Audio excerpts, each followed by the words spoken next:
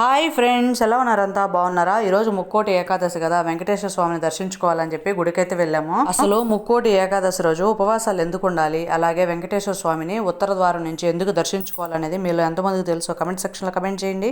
ఈ ఏకాదశి నాడు శ్రీ మహావిష్ణువుని దర్శిస్తే ముక్కోటి దేవతలను దర్శించినంత పుణ్యం వస్తుందంట. 3 కోట్ల దేవుళ్ళు కాబట్టి ముక్కోటి ఏకాదశి అని పేరు. మన ఋషులు మనకి ఎప్పటి నుంచో ఉపదేశించింది ఇది ఏకాదశి నాడు ఉపవాసం ఉండాలని. దీన్ని సైంటిఫికల్ గా ప్రూవ్ చేసి జపాన్కు చెందిన ఒక సైంటిస్ట్ నోబెల్ ప్రైజ్ కూడా విన్ అయ్యారు. సంవత్సరంలో మొత్తం 24 ఏకాదశులు ఉంటాయి. కేవలం ఆ ఏకాదశులలో మనం ఉపవాసం చేస్తే చాలు, ఎటువంటి అనారోగ్యాలు మన దగ్గరికి చేరకుండా మనల్ని మనం సంరక్షించుకోవచ్చు. మీరు కూడా స్వామివారిని ఉత్తర దర్శనం చేసుకోండి. 24 ఏకాదశులు ఉపవాసం ఉండలేని వారు ఈ ముక్కోటి ఏకాదశి నాడైన ఉపవాసం ఉంటే 24 ఏకాదశుల ఉపవాసం అన్న ఫలితాన్ని సిద్ధించుకోవచ్చు. శాస్త్రాల ప్రకారం మొరాసురుడు అనే రాక్షసుడు ఈరోజు బియ్యంలో దాక్కుని ఉంటారంట. ఆయన ప్రభావం మన మీద పడకూడదని, ఈ రోజు భోజనం చేయకూడదని నియమం పెట్టారు ఫ్రెండ్స్.